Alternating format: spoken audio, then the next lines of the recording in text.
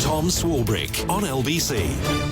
10 to 6 the time, Friday evening. Tom Swarbrick here on LBC means, as you know, one thing, and what a thing we've got. Sun beating down, bank holiday approaching, the fridge beckoning you over for a cold one. We'll be in a pub garden shortly, but not before we hear how the heat is being turned up stateside via Simon Marks' American Week. Tom, for every camel's back, there is always a last straw. And President Donald Trump's massive problem at the end of this American week is that Republicans on Capitol Hill have suddenly had enough. After bending to his will consistently over the last 16 months, after allowing him to ride roughshod over their constitutionally guaranteed role as a third co-equal branch of government, after watching him lay waste to the checks and balances that are supposed to serve as guardrails against this country ever becoming a dictatorship, finally they have found just a teeny little bit of spine. Unfortunately for America, it may have come too late. This isn't unusual in any way, shape, or form. It's unusual because it involves President Trump and it involves the Department of Justice. But beyond that, the fact that the IRS is settling a case and not moving forward with an audit is not unusual. Acting Attorney General Todd Blanche, who just happens to be Donald Trump's former personal lawyer, on CNN trying to justify the utterly unjustifiable.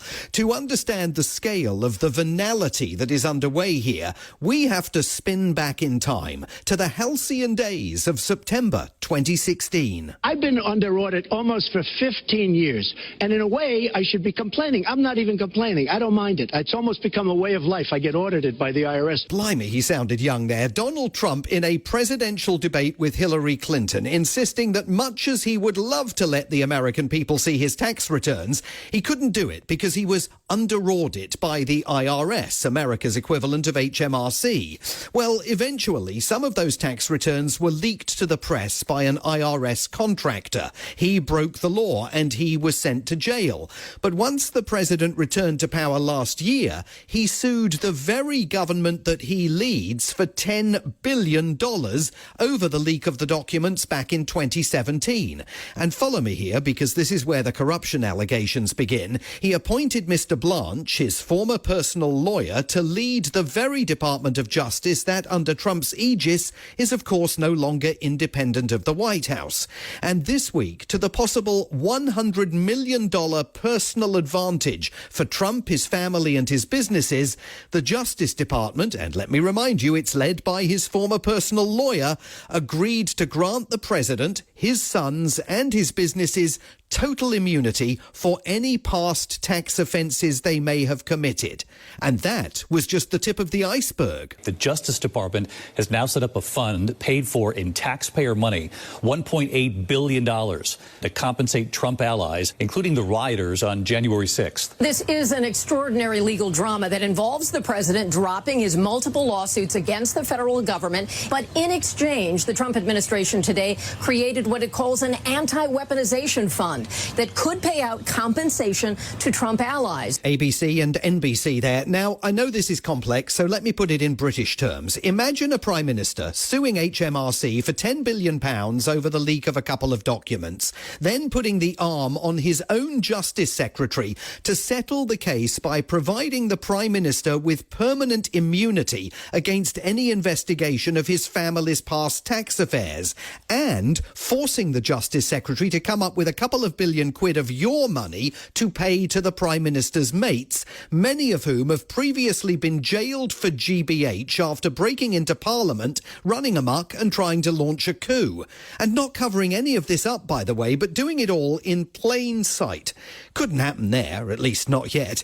But even here, it's proving to be a step too far. What do you make of this $1.7 billion fund for... Bad news. We're going to try to kill it. Congressman Brian Fitzpatrick, a Republican from Pennsylvania, who, like every other member of the House of Representatives, is up for re-election in just 5 months. He knows this fund is going to be a disaster for his hopes of returning to office. So he's now launched a bill aimed at derailing his own president's self-dealing and overturning the immunity that Trump has effectively granted himself against investigation of his past tax affairs. Can't do that. Right. And have you ever heard of any other Americans, like, other than Trump as an associate? I haven't. I have not. Who are unauditable by the IRS? I've never heard that before. Okay. So would that be part of the legislative? Of course. Okay. Of course. Yeah, you can't do that. At the other end of Capitol Hill in the Senate, there was also uproar. More than 24 Republicans confronted the acting Attorney General in a furious 2-hour meeting yesterday. One of them, Senator Tom Tillis of North Carolina. I think it's stupid on stilts. Why? It will invariably put us in a position where your taxpayer dollars and my taxpayer dollars could potentially compensate someone who assaulted a police officer, admitted their guilt, got convicted, got pardoned, and now we're going to pay them for that? That's absurd. The American people are going to reject this out of hand. Worse even than that, the acting Attorney General was not even able to say this week that one January the 6th rioter who was pardoned but then jailed again in Texas for life on fresh charges of child molesting would be ineligible for a payout from the weaponization fund. Meanwhile, the president, accused by his own lawmakers of being stupid on stilts, is very much still walking around on them, repeating his claims that the Biden administration weaponized justice. What they did in terms of weaponization will never be allowed to happen in this country again. Anybody involved in that process should partake. And you're talking about peanuts compared to the value.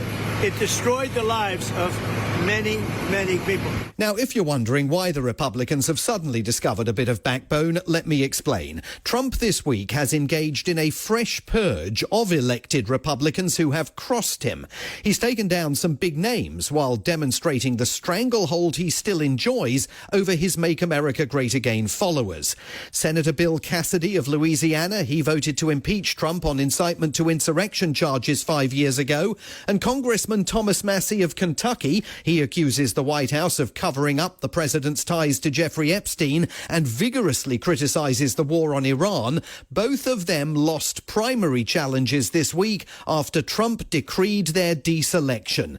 Now he's trying to do the same to Senator John Cornyn of Texas. These are moves that infuriate and terrify Republicans in Congress. They worry that by endorsing America First mini-me's in states across the country, Trump is going to deliver control of Congress into the hands of Democrats in November. And there were other events this week that led to further thoughts about whether the president is perhaps going overboard with the Dr. Evil routine. These are all different rooms down here. They're building a hospital. It's a military hospital. President Trump on Tuesday giving reporters a tour of the busy and noisy White House construction site where he is building, well, not it turns out, only a ballroom.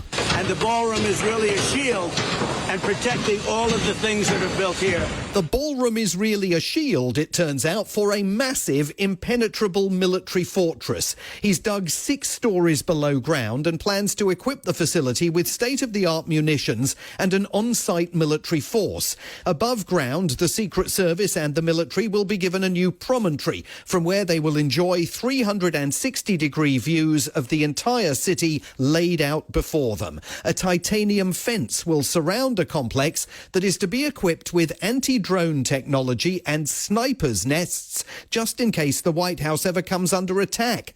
The more he talked, the more it sounded like he's building exactly the kind of compound in which a president who one day decides not to leave power could hole himself up, protected by loyal members of the military. What you don't see are the floors that are beneath here, and they have very, very important rooms down there, the most important. And this was the one opportunity for the military to do something.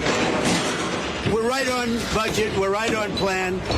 The only budget change would be that we doubled the size at the request of the military. We doubled the size. Oh, you just doubled the size. In other words, all that guff about him and his mates paying for everything and the facility not costing the taxpayer a penny is nonsense. He now wants $1 billion in public money to construct a James Bond-style lair that he or any of his successors could use for who knows what purpose.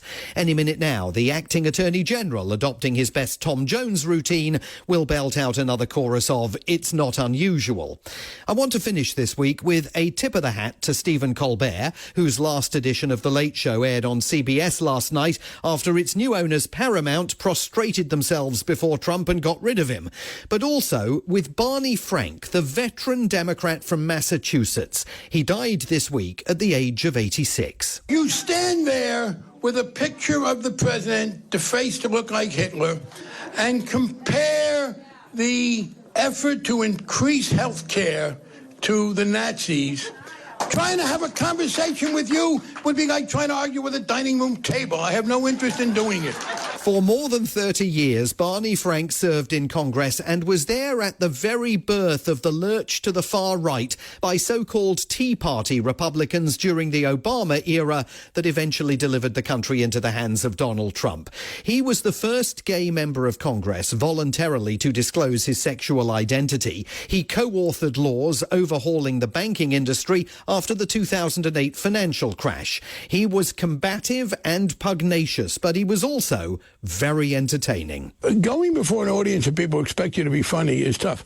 Going before an audience that expect you to be boring and then being a little funny is much easier. I prefer easier. At a time when the country definitely doesn't feel particularly amusing, Barney Frank's death this week and Stephen Colbert's departure from the airwaves both reminded people, Tom, that sometimes, whatever happens, you've got to laugh. From Washington, D.C., Simon Marks, American Week.